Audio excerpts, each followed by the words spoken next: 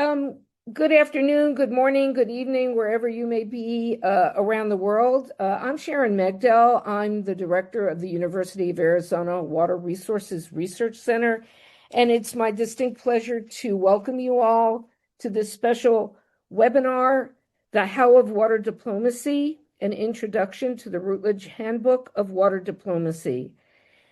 I'd like to ask that attendees please keep yourselves muted. We will have a rich program followed by a Q&A, so please use the chat function to enter your questions. The recording, and we'll put this up a few times, this will be recorded and posted to the Water Resources Research Center's website, and all people who have registered for this webinar will be notified when the recording is posted. Unlike many of the webinars that we host at the Water Resources Research Center, this one's going a little longer than our usual 75 minutes. We have this scheduled for 90 minutes. So this will go to local time, 1:30 Arizona time, but till 30 minutes after the hour for 90 minutes for wherever you are. We know we sometimes lose people at the top of the hour for other meetings and so forth, but we hope most of you will be able to stay. I'd like to give special thanks to our co-conveners for this event, the Stockholm International Water Institute, the International Center for Water Cooperation, the Women in Water Diplomacy Network, and the United Nations University Institute for Water, Environment, and Health. And you'll see all their logos on there. I'm going to introduce in just a moment Aaron Salzberg, who is our program moderator, and he will in turn introduce the rest of the panelists as they come up. But if we could, but before we change the slide, I just want to note that this handbook that we're talking about is available for free download as a PDF, and that QR code is the QR code that will take you to order the book or download the book. And I think as we go along, we'll put the link in the chat. So if we could go to the next slide, I just would like to respectfully acknowledge that the University of Arizona is on the land and territories of indigenous peoples. Today, Arizona, which is a state in the southwestern United States, if any of you from around the world might not know exactly where we're located, Arizona is home to 22 federally recognized tribes, with Tucson being home to the Otham and the Yaqui. The university strives to build sustainable relationships with sovereign Native nations and indigenous communities through educational offerings, partnerships, and community service. We're getting to the end of the year here, and we'll be scheduling a lot more for the spring, our spring semester, which starts in January. But we do have some upcoming events here. Our Chocolate Fest, which is a popular one for locals because we have lots of chocolate that people can partake. And then we have another special joint colloquium seminar featuring a book on PFAS. And then we have our annual conference coming up in April 14th and 15th, which is focused on water for tech, mining, and energy. And we offer free live streaming for our conference. Our webinars are always free. So we would encourage any of you who would like to keep up with our activities to subscribe to our weekly wave, and the QR code is there on the screen. And then one final announcement before I introduce and turn it over to Aaron is that we do run an annual photo contest. The deadline for submissions is this Friday. So any of you in the audience, you might have some photos connected to water in broad ways that you'd like to submit. Please take a look at that QR code there, or just go to our website, wrrc.arizona.edu, and you can find the link to the entry for the photos. So with that, again, I want to thank all of you for being with us today, and it's my great pleasure to introduce Aaron Salzberg. Aaron's the former director of the Water Institute at University of North Carolina and served with distinction as the first special coordinator for water resources at the U.S. Department of State. He is now a consultant specializing in policy advice, strategic planning, and facilitation for government, private sector, and nonprofit clients. His work centers on strengthening discourse and decision-making on complex social, environment, and security issues. And we all know we have a lot of those we're facing. So, Aaron, thank you, and I'm going to turn it over to you. No, Sharon, thank you so much, and thank you to all of our hosts for making this event possible. I, along with many of my co-editors, of which two of them are here today, are really pleased to be able to have this opportunity to talk about the Handbook of Water Diplomacy. Producing these handbooks is not an easy task. It's almost a labor of love in many respects, and I think that all of us felt that this was just a wonderful opportunity for us to capture some of the real practical experiences around the complexities of managing transboundary water issues and promoting cooperation on water issues of all kinds. And so we're really excited to bring some of those lessons and lessons learned to all of you. Today's event, we're going to start with an introduction to the handbook. We'll then go to a panel discussion where we'll bring on 6 of the authors who are responsible for different chapters within the handbook, and we'll talk about some of the things that they brought to the handbook. And then we'll open it up to all of you, and we'll have an opportunity to ask questions of each of the panelists and speakers to explore a little bit deeper some of the topics that are raised throughout the handbook. And so if you are cutting out early, please do put your question into the chat, and we'll see if we can bring it back into the conversation even after you've left. So what we'll do is we'll begin with one of my co-editors, and it was just such a wonderful pleasure to be able to work with Shafiq through the production of this book. But Shafiqul Islam is a professor of engineering and water diplomacy at Tufts University. He's a Radcliffe Fellow at Harvard University. But one of my greatest pleasures in producing this book was having the opportunity to sit hours and hours with him to talk about these issues in depth. So I'm really excited to have him introduce the book to all of you. So Shafiq, over to you.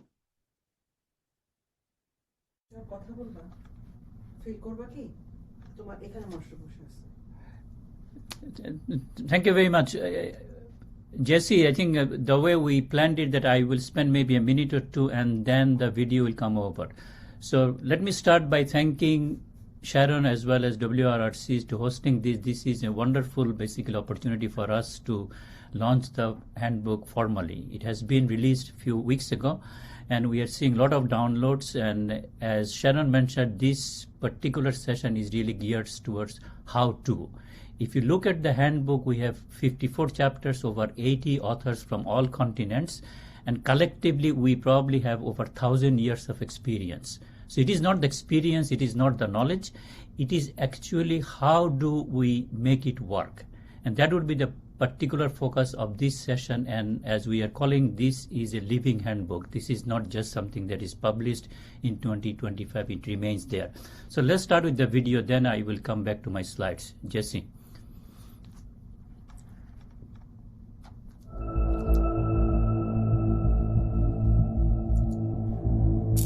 On July 4, 2025, Central Texas was hit by a torrential storm. In hours, up to 20 inches of rain fell. The Guadalupe River rose 26 feet in 45 minutes. Cabins were swept away. 135 people died, including many children. Was this unusual? Was it predictable? Was it related to climate change? The meteorology was sound. Warnings were issued. Data flowed, but sirens were silent. Evacuation plans didn't exist. People slept through the danger. Why? What happened? Is it the loss of trust in scientific facts? Is it the reluctance of decision makers for appropriate interventions? Seems like scientific facts and required interventions never converged. Parents woke up to calls that their children were gone. Boats and helicopters came too late. And yet, this wasn't the first time. A similar flood killed 10 children in 1987. Officials promised change. They didn't deliver. The Texas flood is not a new story. We've seen it before. 2010 floods in Pakistan. 2025 floods in Bangladesh. Wildfires in Canada. to the daily struggle for clean water in Bombay's settlements and Nairobi's Kibera slums. Different natural hazards, different places, same challenge. Whether it's storms, fires, or water scarcity, they share one feature. They are collective action problems. A collective action problem is like a puzzle. Everyone holds a piece, but the picture only appears when we put them together. Or, a collective action problem is like rowing a boat. If some row and others don't, we go in circles. Only when we row together do we move forward. So why are we not better at solving them? Why didn't we learn from the 1987 Texas flood that killed 10 children? We know the science, we've diagnosed the risks, and yet, we're stuck. Why are we stuck? And what can we do together?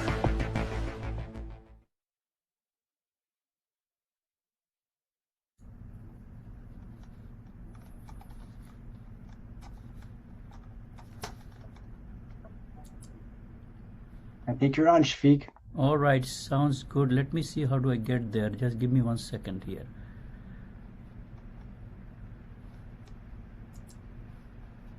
Shafiq, if you would like us to show your slides, we're prepared to do that. Let me show that I can do it from here. here. Oh, you got it. You got it. Do I just see? Just 1 second. Do you see it here? Give me 1 second.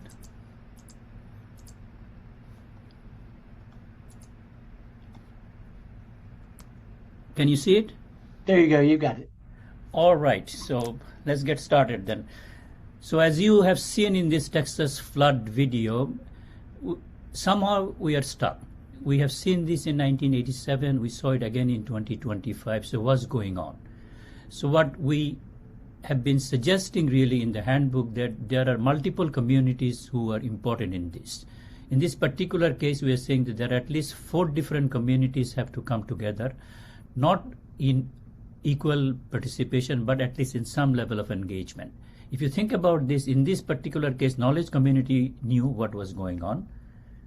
Decision maker community probably hesitated what to do. Affected community got affected.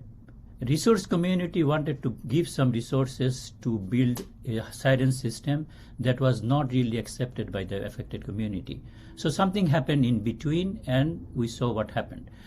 What we are hoping to achieve really in water diplomacy is that not to just to diagnose the problem. Once we diagnose the problem, what is the decision pathway? What do we need to do so that the thing does not become a disaster? Natural hazards will come. Another flood will come, whether it's in Texas or in Bangladesh or in Pakistan, does not matter. When it comes, have we learned anything from the previous cases that it can be taken to do a little bit better than what we used to do before? So that brings us to something that I'm calling this. We have to not only think about the problem, actually also feel about the problem, meaning that we have to have the empathy for a situation that is from humanistic perspective. It is not only science. Science alone is not enough. Science has to be somehow connected to the way that we feel about the problem. Why do we think that there is an important problem to solve? Then we go into doing it. So today really what we hope to achieve really this, when we have the thinking and the feeling in place, are we actually doing it? And how are we doing this?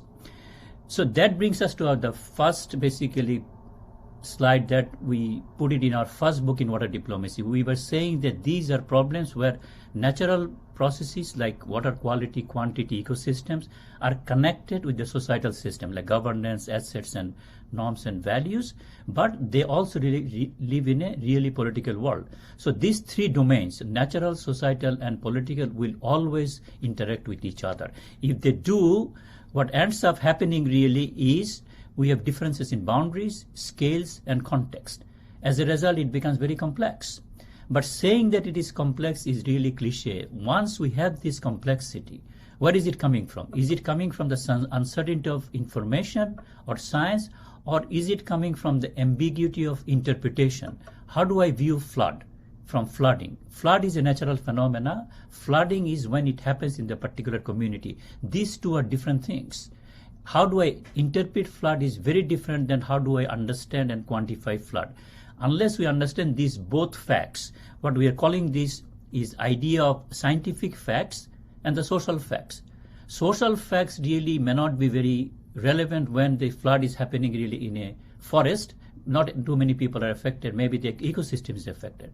Scientific facts is really there where 26 feet rise in the flood water level in Texas. How do we combine these two is all about water diplomacy. What we are saying then is water information and water wisdom. Wisdom is not information. Wisdom is what we learn from the knowledge that we have. Then can we create some actionable knowledge? How do we do this? Is when science cannot provide me the certainty that I want, neither does the society can create an unambiguous interpretation of the facts, then what we need is water diplomacy. We need to figure out really how do I take these scientific facts, which are rigorous and bounded, replicable, reproducible, with the social realities which are very divergent, based on our values, based on our norms, based on our incentives, based on our biases. How do I combine these two is the key challenge that we face.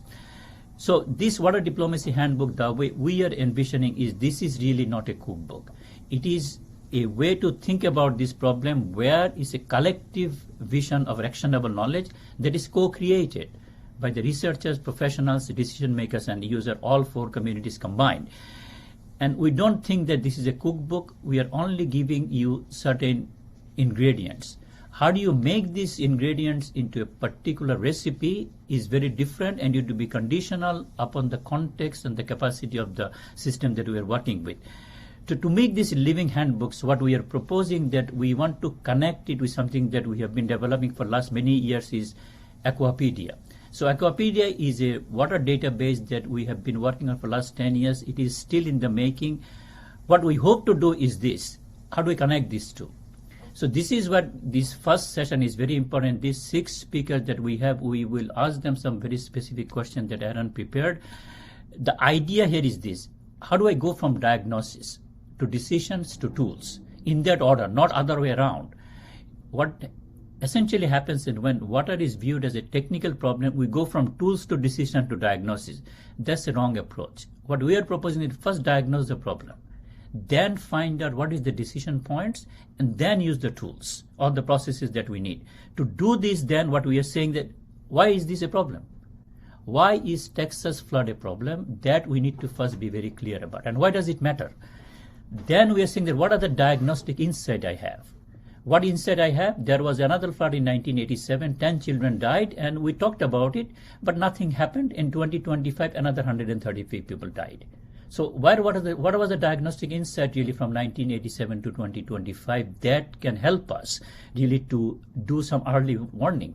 What was the early warning? Early warning was that not all these 4 communities came together. They did not basically come to an agreement that we need to have a siren system. It's not a big deal. It can be done. It's not very expensive, but it was not done. So that was an early signal that something is happening that is going to create some consequences later on. And we did not pay attention. Decision window passed. 2025 came. In these decision pathways, what must change? What must have changed from 1987 to 2025 so that when another one comes in, say, in 2030 or 2035, we are not basically saying the same thing really, yeah, we knew, but we did not do anything. So there has to be some decision pathway that needs to be done from a particular case study. Then what are the tools and processes that I need to support this pathway? Then we are saying that what is transferable from Texas now to Pakistan or to Bangladesh? So what we hope really today really from these 6 of our authors really, when they are talking about their chapters, if maybe they can touch on one of these topics really, why is this a particular problem? What particularly happened that essentially led us to this particular success or failure? We are interested in both. It's not that all water diplomacy stories are success stories. There were a lot of failure stories, but what did we learn from there? That I can use. Some of them are transferable and some of them are local. So we need to be careful really what can be transferred to many regions and what are very specific to that particular context. So with that, I will stop and hand it over to Aaron. Great. Thank you, Shafiq, for that overview. Very much appreciate it. And I really appreciate this focus on the idea of complexity. I think this is one of the things that we're seeing more and more of is that the water challenges that we're facing are becoming increasingly complex. And I think the standard way that we used to think about these problems as engineers, this cause and effect, so to speak, set of relationships that allowed us to develop engineering solutions are not necessarily appropriate as we start seeing these systems starting to interact with each other. And I know we talked at length about this when we developed the book, which is how do we help provide that contextual knowledge that allows people to think through this complexity and develop approaches that will allow them to solve problems that we might not even have experienced yet. And so I think that's a really important part of what we've developed. So we're going to move into a series of speakers. I'll call them up one by one, and these are co-authors of our book. And I'll introduce them and ask them a specific question to start our conversation off, and then I'll invite them all back up for a small panel discussion and an opportunity for all of you to engage them.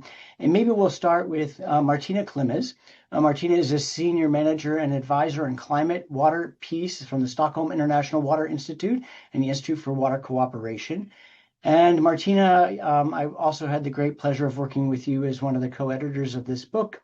I think in large part, we wrote this book really to help guide the engagement of third parties in promoting cooperative and collaborative approaches on water. And you really looked at this issue in detail. Maybe you could tell us a little bit about what you saw as some of the effective ways that third parties can be involved in supporting cooperation on water.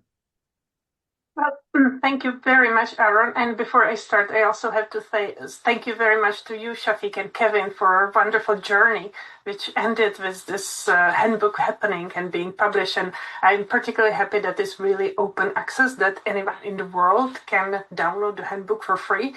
And I think that really needs to be stressed. So thank you all for a wonderful journey. And indeed, I look into the role of third parties because I felt that this is really an area that can greatly contribute to the how question, and that is often misunderstood.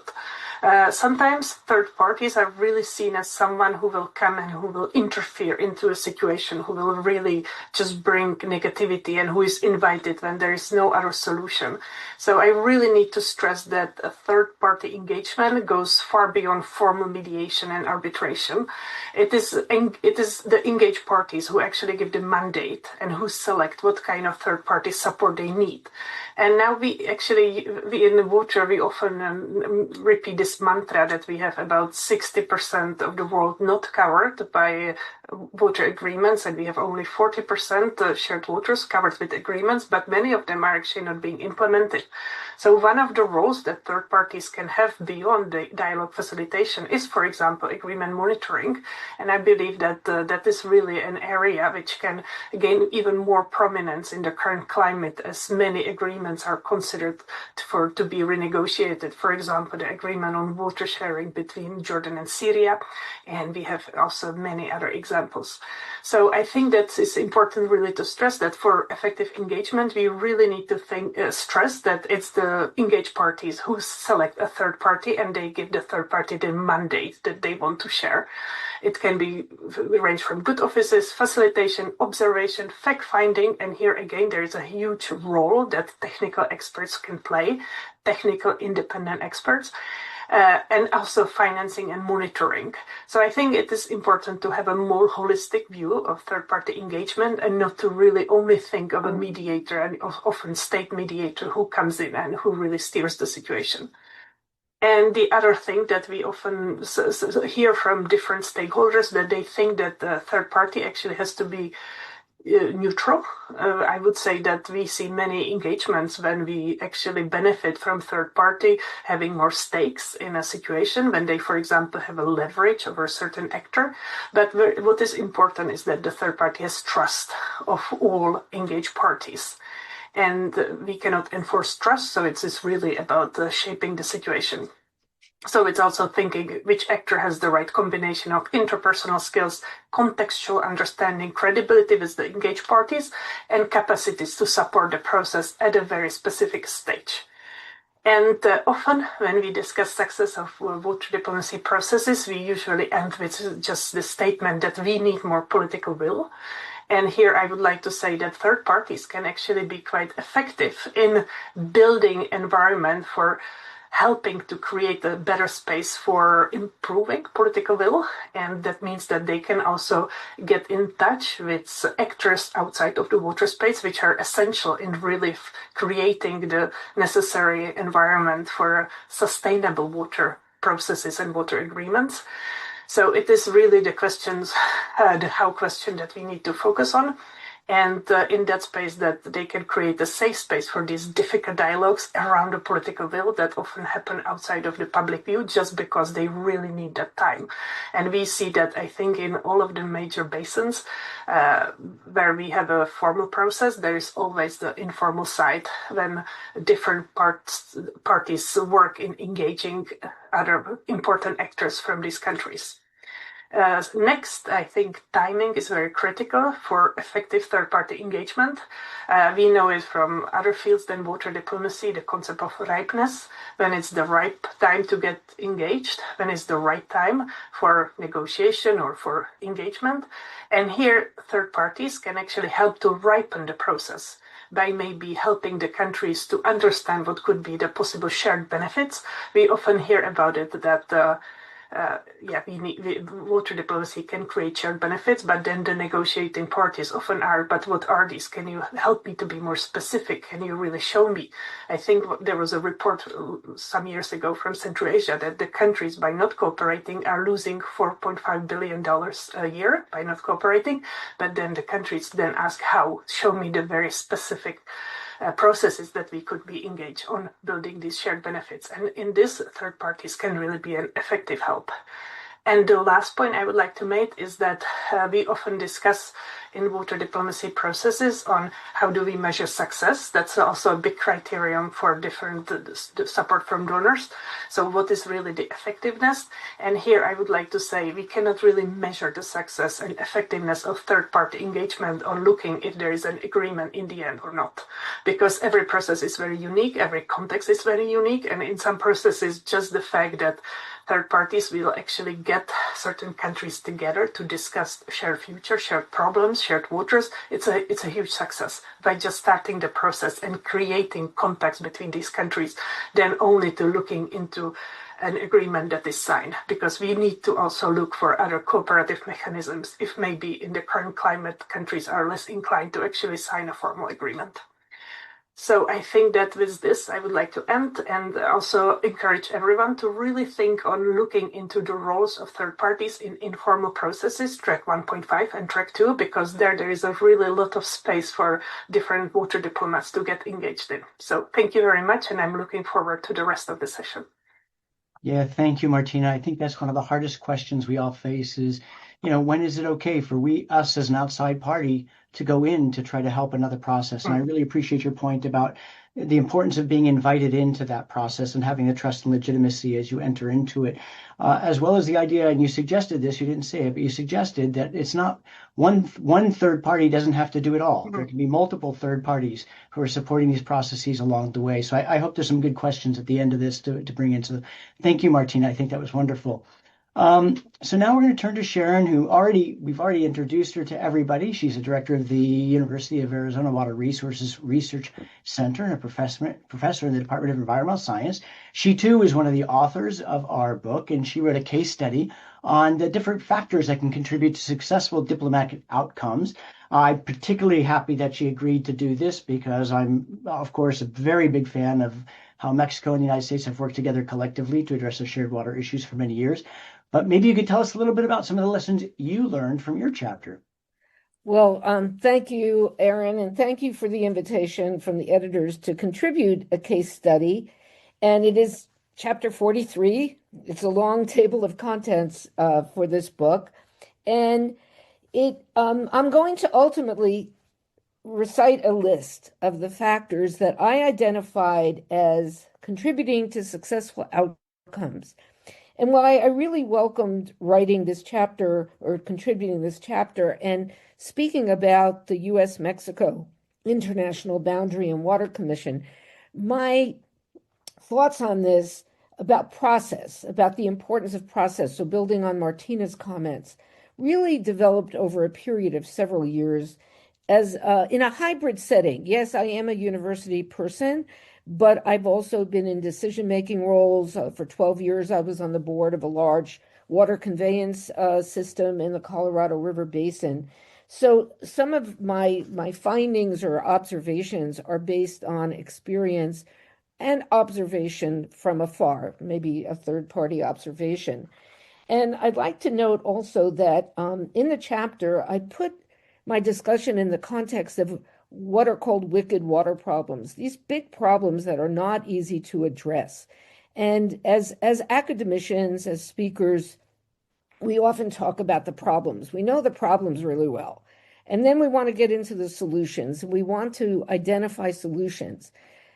And we can do that. We can list them. But what is so of paramount importance in getting to outcomes, good outcomes, and this has already been covered by the first two speakers, is the process for using the information and arriving at decisions.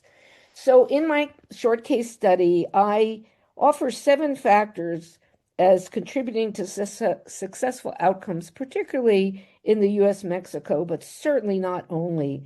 And I will list them. I'll put them in the chat after I'm done speaking.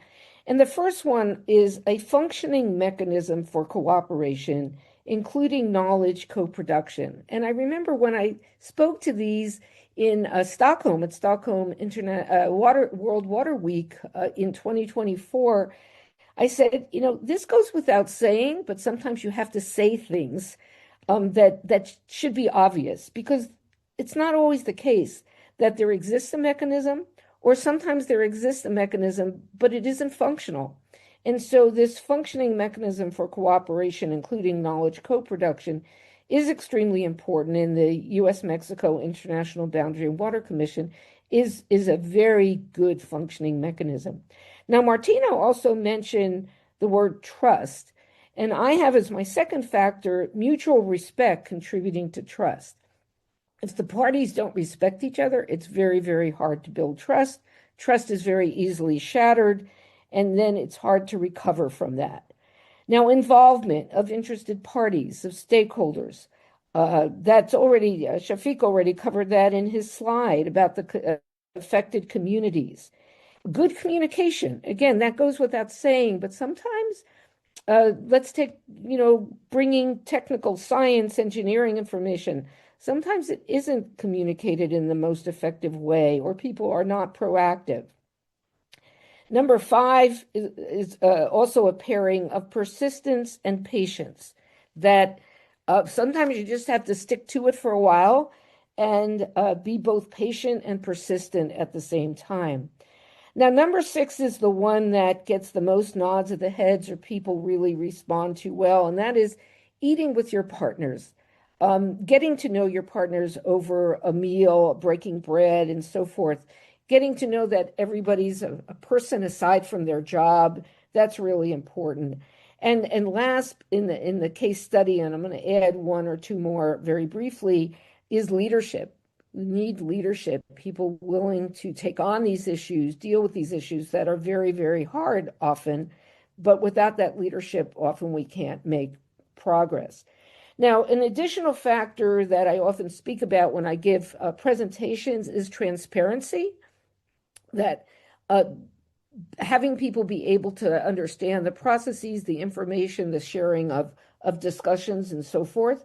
Sometimes that's hard to achieve for various reasons, but every effort should be made for transparency. And the last thing I wanted to just note is sharing lessons learned, both positive and negative, often can contribute to successful outcomes. How can we build upon some of the experiences of others? So again, I'll put these 7 factors, just the list in there, but again, I really appreciate the opportunity to have participated in this volume and look forward to the next panelists.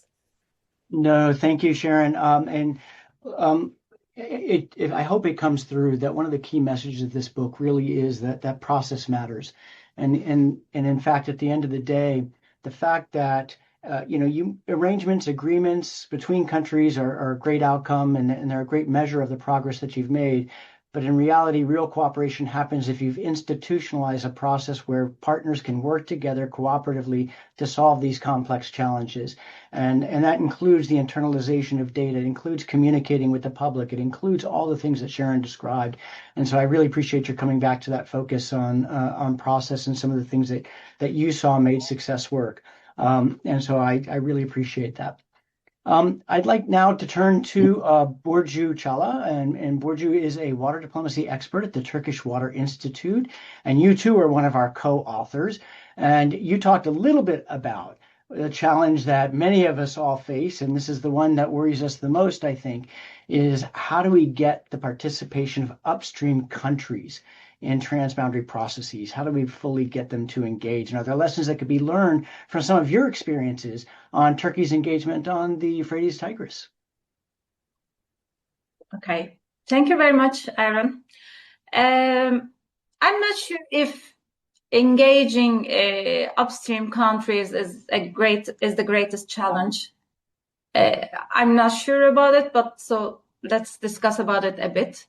Hello, everyone. My colleague Tuğba Evrimmaden and I contributed to this truly comprehensive handbook with a chapter 38, Turkey's perspective on water cooperation in the Euphrates-Tigris basin.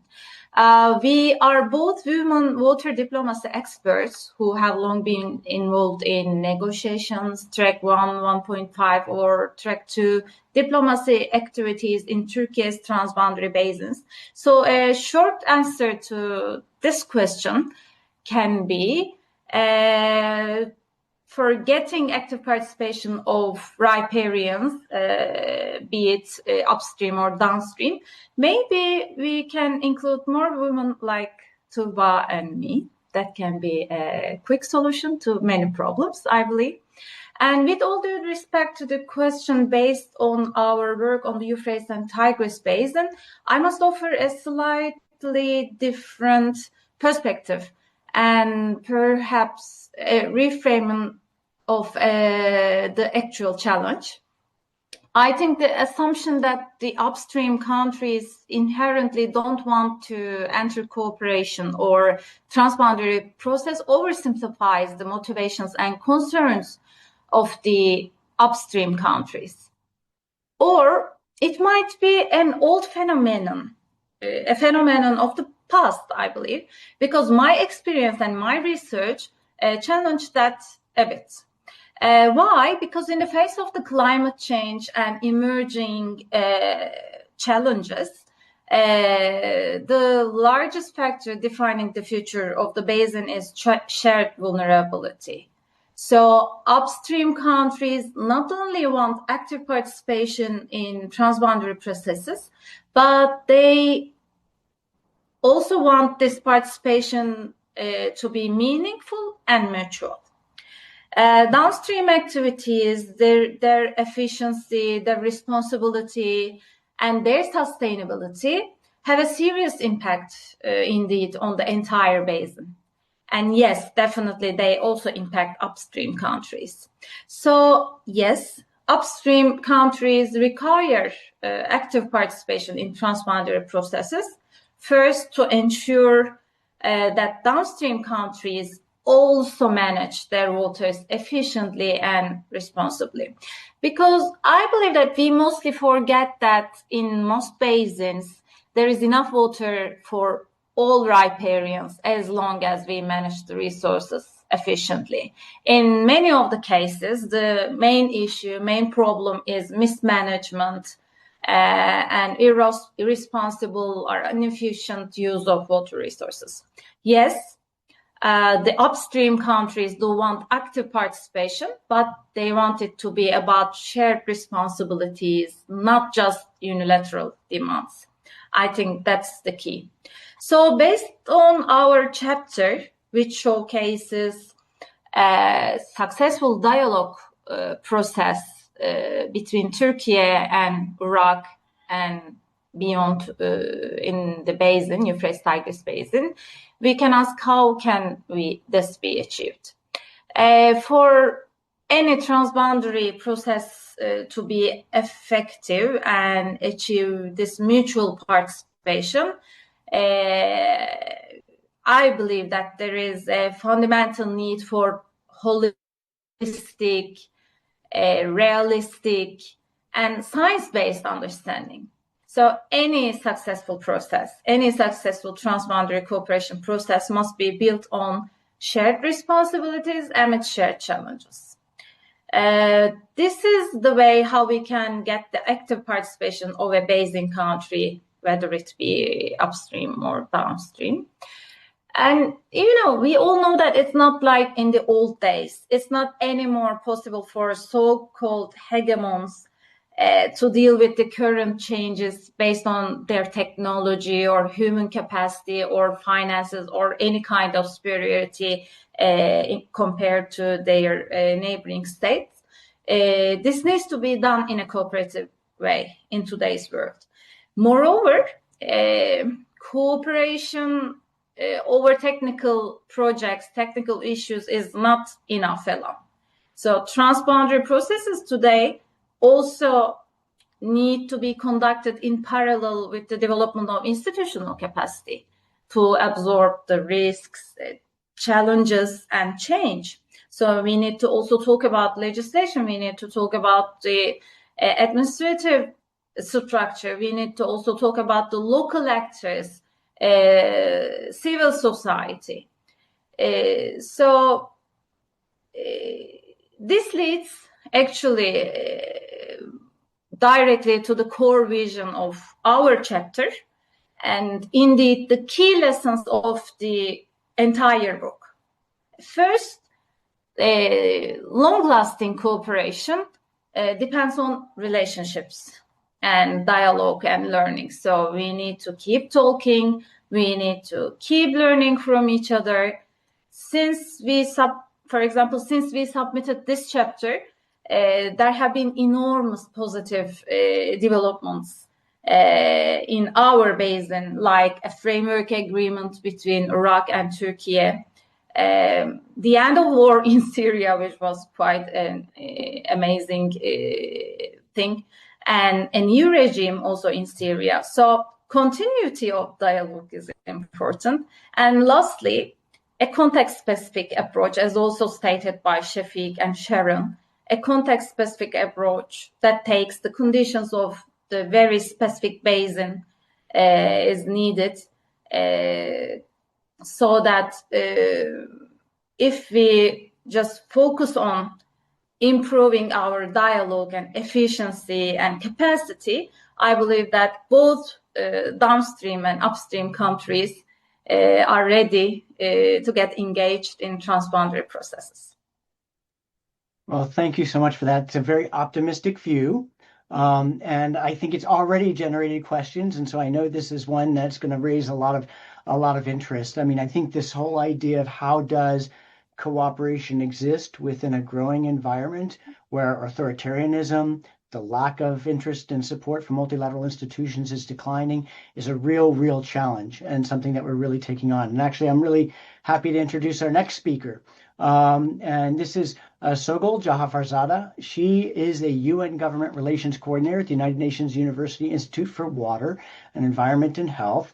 And you're probably the perfect person to come up with this next section, which is this whole idea of how can multilateral bodies support cooperation on transboundary water, especially when this whole idea of are there really international norms and do they really exist, and are there laws around transboundary water and transboundary challenges?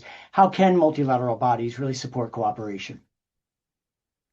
Thank you so much, Aaron. First of all, let me start by thanking the conveners, Sharon and the Water Resources Research Center. It's an honor to be here and be part of such a wonderful panel.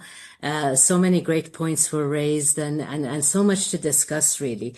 And it really celebrates the essence of this Water Diplomacy Handbook, of bringing various stakeholders and people with different points of view together to present their ideas about water diplomacy and what water diplomacy means to them.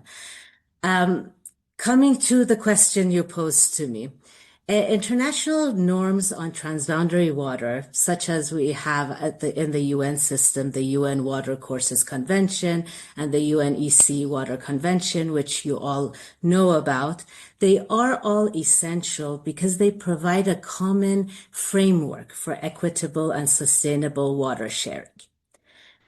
That being said, norms alone don't solve challenges. It's implementation that is key when we come to agreements and international norms. So now let's look and see where we stand when we're looking at the norms. 60% of global freshwater flows are transboundary.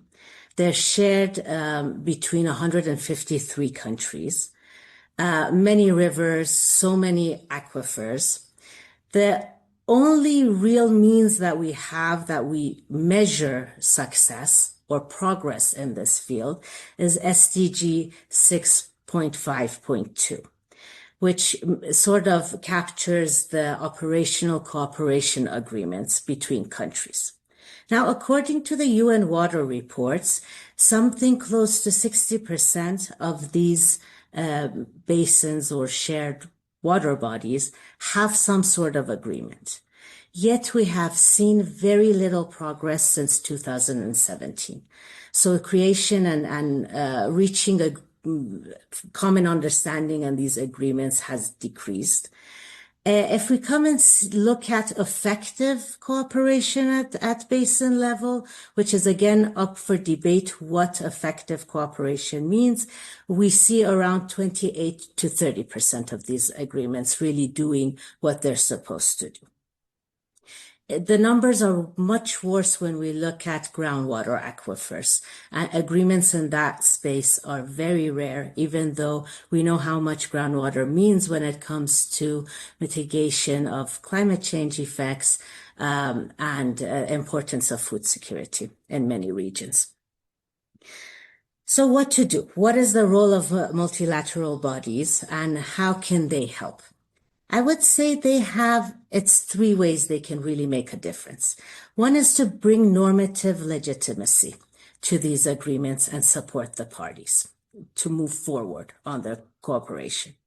The other one is creating technical capacity, and the institute that I work for, UNU Institute for Water, Environment and Health, does a lot in that space. I do think creating technical capacity can bring a lot of transparency and accountability to this process. The other role of multilateral bodies that is very important is their convening power. So basically, they also act as a third-party mediator in many senses, and they can be that neutral body that brings everyone together and a range of stakeholders. What can we do as the UN system or as international organizations? We could affect accelerating implementation at basin level. We can also strengthen governance. Now, what are the real practical means or tools we have in this space to contribute to these? I think to accelerate implementation, we're at a very special time, and this is mentioned also in the handbook, but to come and use innovation and new technologies, be it artificial intelligence, remote sensing, satellite imagery. The multilateral bodies are in a good space to basically bring this data to the parties, create a platform far from emotions to discuss and come to common understanding. I think a big part of water diplomacy goes back to what Shafiq mentioned in the beginning of this webinar, is that if we do really have common understanding, if our stakeholders understand the struggle and the challenges at hand the same way, we are much more likely to find better solutions for the problems we have. Another issue is through, for example, artificial intelligence, we can contribute to strengthening governance. There are many doors that have opened to us to bring different sectors into the discussion beyond the water sector. And in this way, we can actually justify shared benefits and added value of cooperation beyond only the water sector, opening new avenues of cooperation when it comes to parties. Lastly, what I really want to emphasize is sort of the part of strengthening governance is to promote inclusivity, to make sure that all stakeholders are consulted and considered when making decisions, when drafting agreements. And this is the only way that we could ensure agility and also sustainability of these agreements.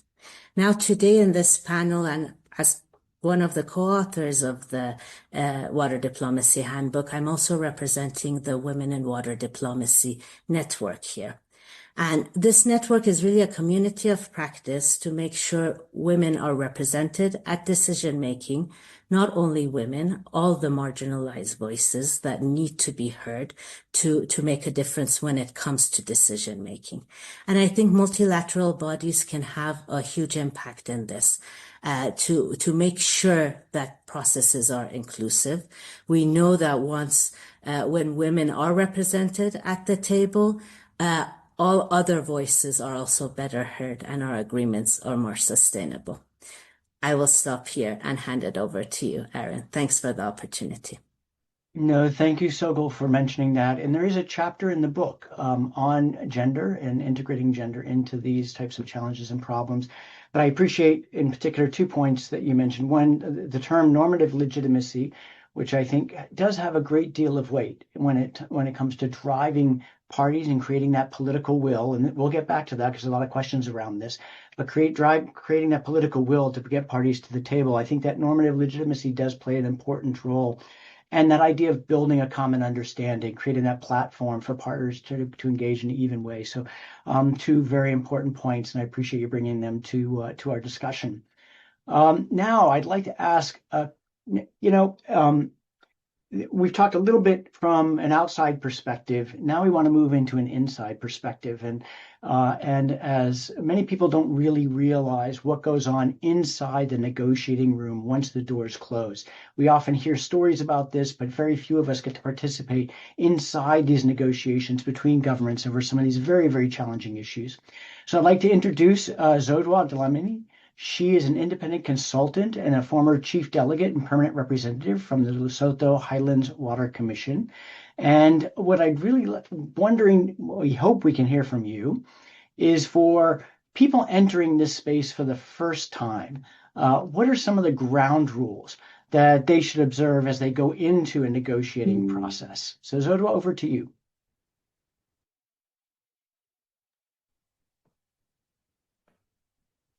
Good evening, good afternoon, good morning to everyone. As you heard, my name is Zodwa, and I just want to thank Martina Klimes, who had also invited me to be part and parcel of this, to contribute to this important handbook. And Aaron, thank you so much for that introduction, and thank you, Sharon, for also hosting this webinar tonight. The issue regarding what it is, the practical examples of what needs to happen when you start the negotiating or even closing the doors and start doing that, is that it's very important before you even do that to understand who you are going to be dealing with. And what is it? What is the mandate on the table? And before that, you need to ensure that you conduct your own research, the research regarding the mandate or the topic or whatever negotiation that you are going to be dealing with. And especially when you are in conflict areas or in peace areas, during, it's very, very important to understand what it is that we are going to be discussing. Who are the players, and how often have they, succeeded in whatever they have done, and what personalities are they bringing. But most importantly, as Shafiq had also asked us, the foundation for each and every negotiation that we have, it's about trust, it's about transparency, but most importantly, it's about mutual respect. You know, whether you are dealing with a third world country or a country that has more minerals than yourself or whatever it is, mutual respect is very, very important. Once you are in there, one of the ground rules is that, those are the ground rules are the ones that I already mentioned. It's about respecting each other and also understanding what it is that we're going to be, discussing, but also what are the mutual benefits that we are going to be looking into. And the one other thing is about transparency. And transparency and trust, those are the foundations for success of any negotiation that we may have. And the way that we may even ensure that we get that trust is about perhaps even having, having feasibility studies, which are, joint feasibility studies, which may be paid for by both parties. So that is very, very important, because then it also ensures, trustworthiness, but also transparency, and also saying everybody has got, access into whatever is going to be brought to the table. So that is very, very important. And the next one is about ensuring that, the mutual benefits. As you do this kind of things, it's very, very important that, you understand what it is that you are going to be bringing. For instance, let me say, if you are building, let's say you are going to be erecting or constructing, a reservoir, and your partners are also looking at, how do we deal with the issues of climate change and also energy security. And then this is where you say you don't even have to use any other infrastructure. We already have, the reservoir. Why don't you piggyback on whatever we have, to build your hydropower? An example of what we did in Lesotho and South Africa on the Lesotho Highlands water project. So those are some of the things we're also looking at, the flexibility that we're bringing to your party, but also saying we are together in this. We are not just selfish in terms of getting, but we are also saying here are the resources, use them for yourselves. The next one, as I said, the issue of transparency can never be overemphasized. And that one, for me, it's a major one. But also the issue of confidentiality, especially when you are dealing with these issues, your members and the sub-members within the teams that you are working with need to exercise caution, but also respect for each other. So mutual respect is the foundation of it all. Because especially, I was listening to news last night in terms of what is happening in Berlin and I'm not going to be delving into that. You need to be looking at it to say, it's not about me also getting a lot, but it's not about win. It's about winning of all parties, so that when we leave the negotiation table and we sign off and we say the agreement, it's a true reflection of whatever we have all agreed upon. And it's an agreement that is going to be sustainable for years to come. But it's also an agreement that shows respect for all parties. That, for me, it's very, very important.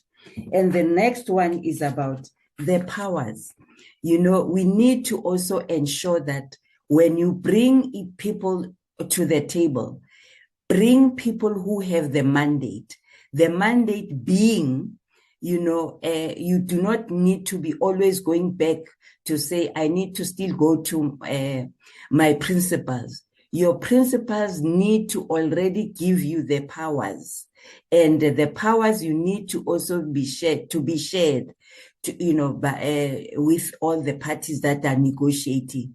It may be, a bilateral one or a multilateral one, but it's very, very important that we all know what the parties are bringing. As practical, examples also is that,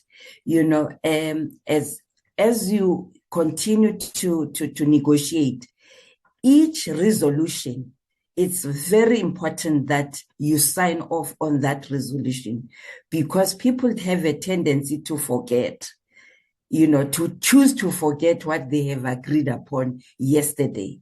So when you have resolved one issue, sign off on it, so that then you have progress for the next chapter that you are going to be negotiating on. So for me, that is very, very important. And there's a lot that we can share. For right now, those are practical examples that I can share. So thank you so much. No, thank you, Zodwa. That was great. The idea of trust, which is very hard, you don't go into any relationship with that trust, but building that trust with humility, by listening, with respect, is really a way to do that. And I very much appreciate you raising this point of institutionalizing progress. These negotiations are Sisyphusian tasks, right? We're pushing a very heavy boulder up a mountain. And once you make a little bit of progress, you need to stop that boulder from rolling back down the hill.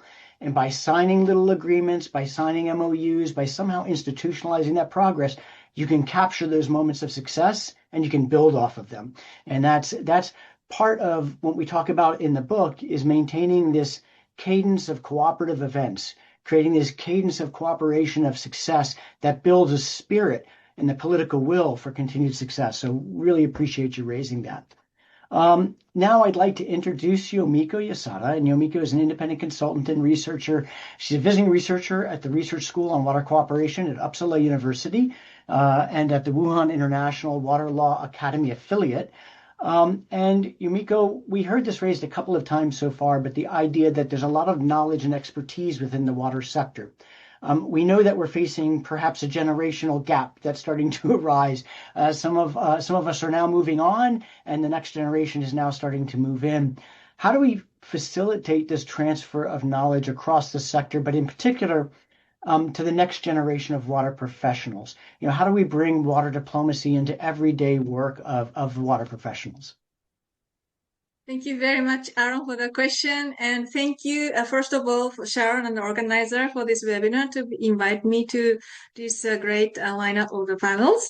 And also for the book editors, Martina, Aaron, Kevin, and Shafiqul, for inviting me to contribute to the book, which was a great experience. It wasn't just writing, but we had a series of online discussions, which is a great way for this knowledge transmission, which was the topic of my chapter, which is chapter number 17, which is called the role of knowledge transmission in the water diplomacy.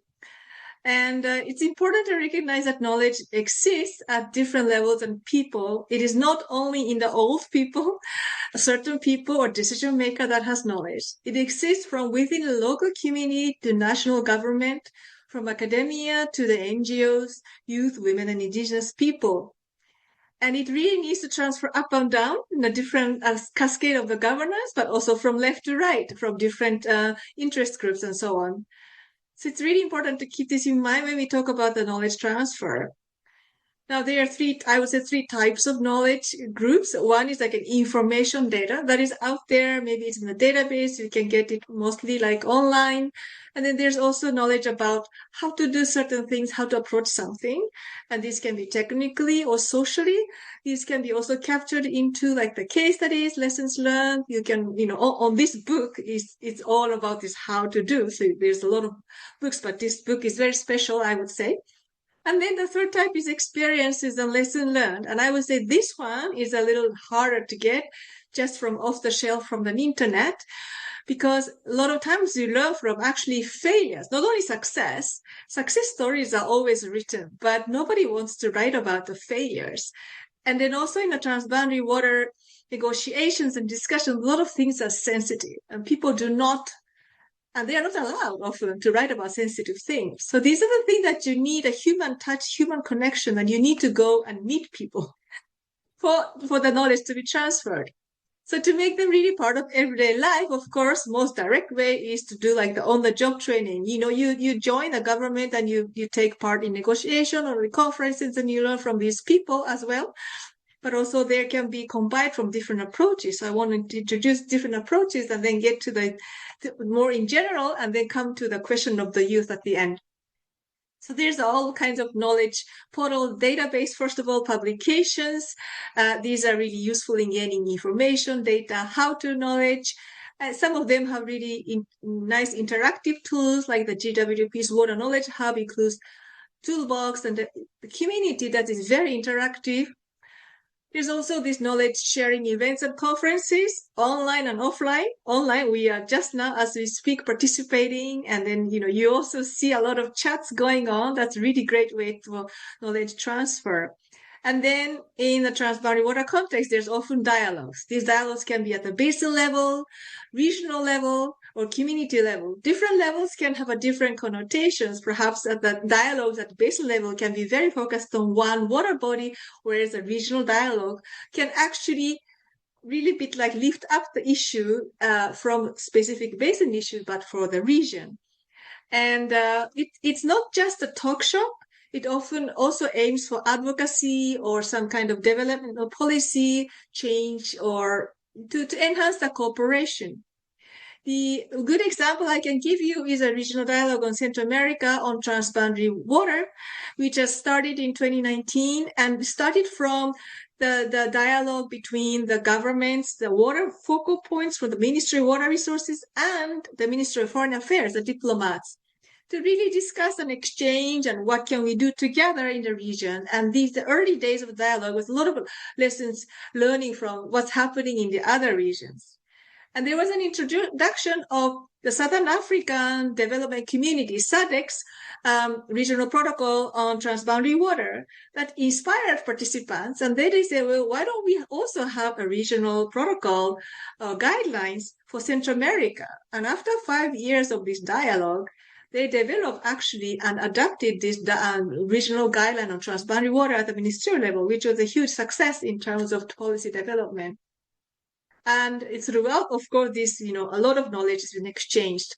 Capacity development is, of course, another way of knowledge transfer. It's not just a bit, in the classroom, top-down teaching. Oftentimes, what's really important and useful is a peer-to-peer learning. For example, capacity development on international water law, and you will learn about what are one of the important substantive norms in international water law is equitable and reasonable utilization. But what does that mean on the ground? That is a $100 million question, because there are so many different ways, and these words are not that easy to interpret and actually implement. So cases, how did you do this in the other basins when the participants to this training bring those cases? That is a huge knowledge transfer and a learning experience. Twinning is another way, allowing learning among the different institutions. So the GEF, the IW Learn program, has a great twinning program between the basins. The ADB, the Asian Development Bank, has the twinning of the water operators. And the UNEC, the Water Convention, has a twinning between the countries who has long been part of that convention and the newly joined countries to sort of pair up to learn from each other. And then there's a lot of community practices that happens at the global level, different levels. Women in Water Diplomacy, as Sogol mentioned, is another great global level network, by the way. For if you see anyone with this symbol, that means that they are the member of this Women in Water Diplomacy network. So you can ask them and then to know what it's like to be in this community. And there's also intersectoral knowledge transmission, which actually can be a great way to create a new innovation, particularly like a nexus approach, nexus between water, food, ecosystem, bringing in different sectoral aspects. Then finally getting into something youth specifics. So I would say in general, younger generation are typically better at gaining information digitally and navigating through AI and technology. But what they perhaps need to learn from older generation is the knowledge gained through experiences, how to deal with a specific situation, and also exposure to current debate. So this is why it's important to giving opportunity for the youth for such exposure, as well as intergenerational dialogue. There's a global level youth platform like World Youth Parliament for Water, which exists in over 80 countries. There's often basin level dialogues, like, ICPDR also has like intergenerational basin dialogue. Stockholm Water Week has this gold standard that actually encourages the people who are organizing the panel to include the youth and women into their panel. So this really pushes also to bring the young people and typically marginalized people to be included into the debate. Finally, also the mentoring program. And this happens at individual level where you match the experienced professional and the youth. I think this has been super powerful. And finally, I also want to say that it's really important to bring the voices of indigenous people and women, as previous speakers also mentioned. Exposure to new knowledge and approach, it is a way towards bringing inspiration and innovation. People internalize knowledge and then create the new knowledge and adapt in their respective context. And this is where the knowledge transformation will happen. And that's also what the previous speaker has also mentioned, the importance of taking the knowledge but adapting it into your context. Thank you very much.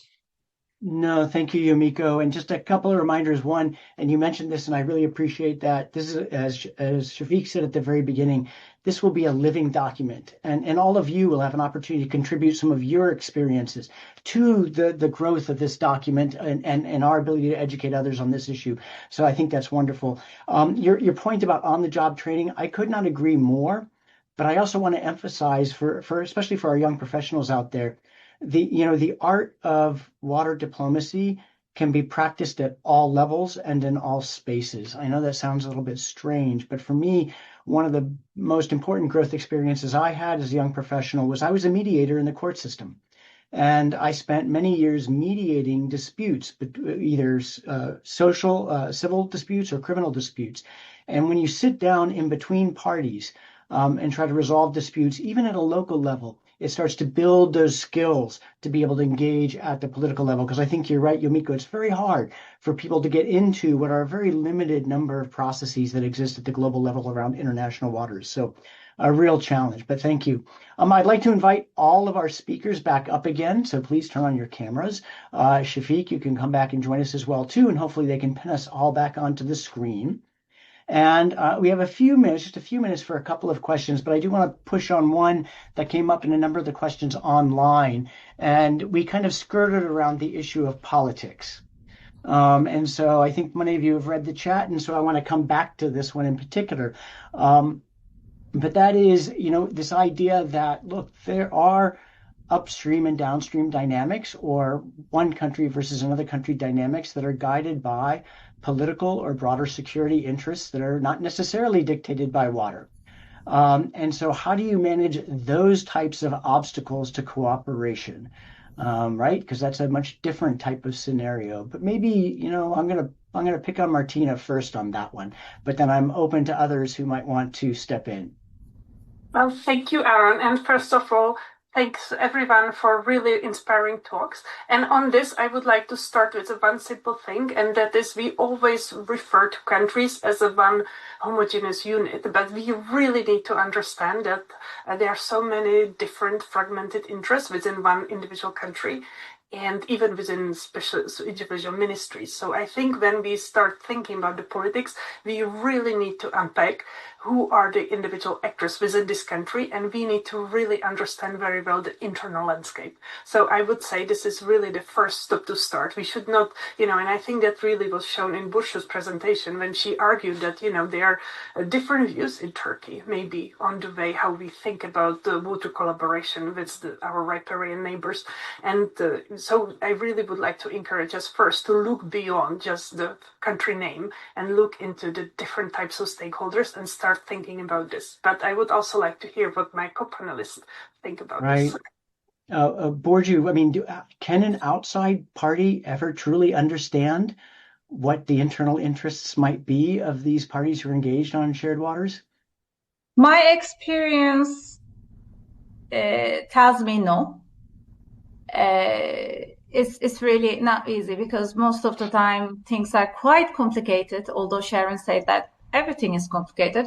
But internal politics is one thing, and then regional politics is another thing, and the impacts of the global policy issues is a third thing. And if there is armed conflict in a region, plus human mobility, plus economic problems, plus domestic internal clashes, armed clashes again. So these are a lot to deal with and interpret, okay? So of course, there are certain experiences and visions or perspectives that can help the situation coming from outside, but then there are complicated dynamics internally in a region, in a basin, let me say. So coming to politics, yes, it's always there.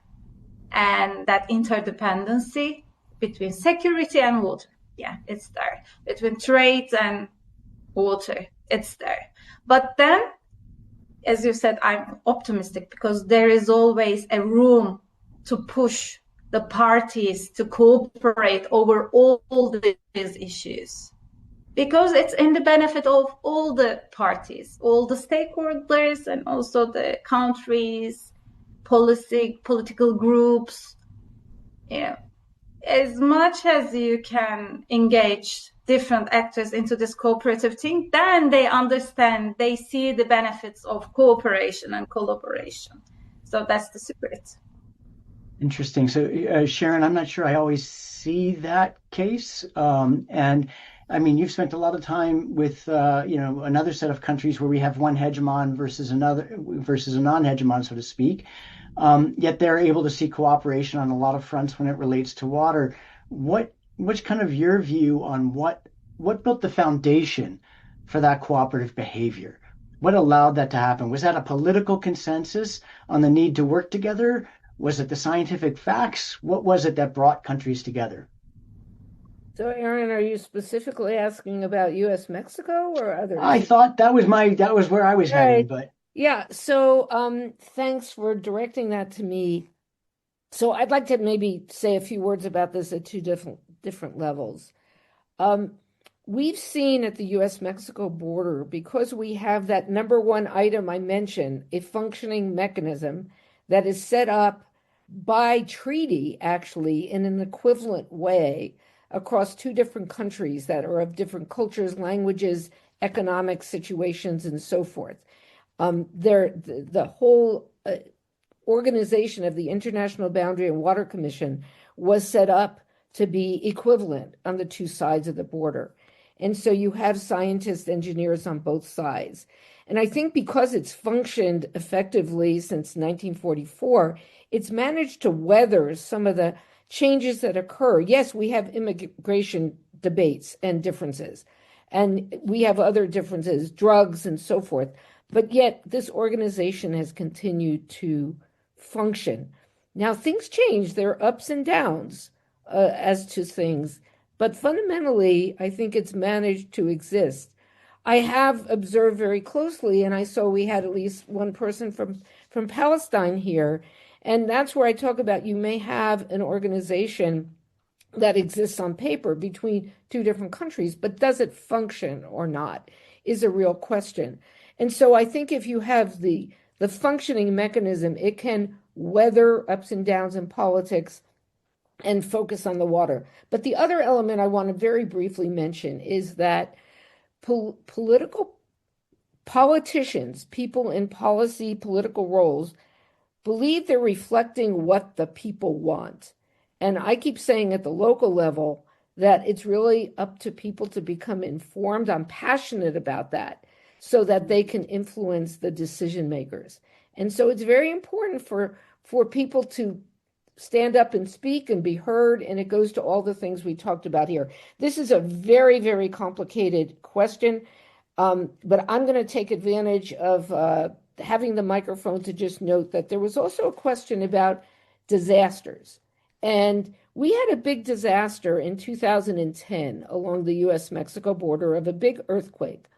And that earthquake caused great damage to infrastructure in Mexico, such that they couldn't accept Colorado River water from the U.S. That's the direction in which the deliveries go. And an innovative or new approach to allowing Mexico to store water in the U.S. was adopted to deal with that. It goes to the point of it's not winning all the time, it's working together to address what was really a catastrophic situation between the two countries. So again, if you have the functioning mechanism and you may have political challenges, that doesn't prevent rising up and addressing problems that might be very acute due to a natural disaster. Interesting. Shafiq, you wanted to add to this? Yes, thank you very much, really. I think this has been a wonderful experience from 6 of you, and including Aaron. So what I gathered really from all of this, really, the few things emerged, at least in my mind, and which are, let me just summarize. For example, like process is important, problem identification is important, trust, political will, transparency, these are all important. International norms are important. Now let me give you something else. So what I did last week, really, I just wanted to be curious. So I used Notebook LM, my AI friend.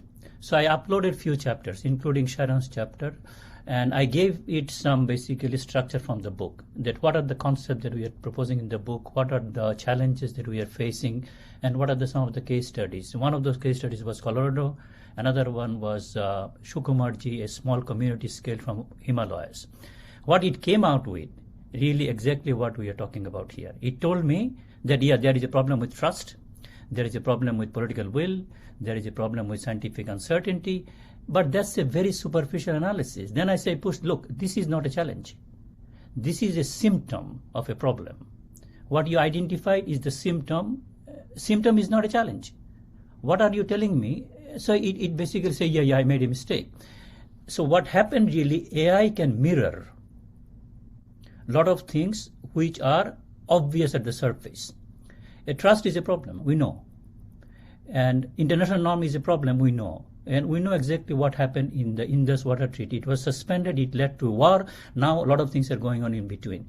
What we have to do really, if we want to make this handbook a living document, somehow to go from these challenges, those are misconstrued as really a problem. These are not problems. These are just symptoms of a problem. The underlying problem is somewhere else. That is what I'm saying. That can we diagnose the problem in a way that it leads to something that is a decision now? A decision for trust would be that what do I need to do to build trust? That's a tool. That's a process.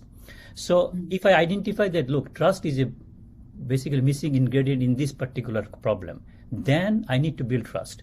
If I need to build trust, then what is the process I need to follow? That is where I think we need to be very, very sharp. And that is not generalizable.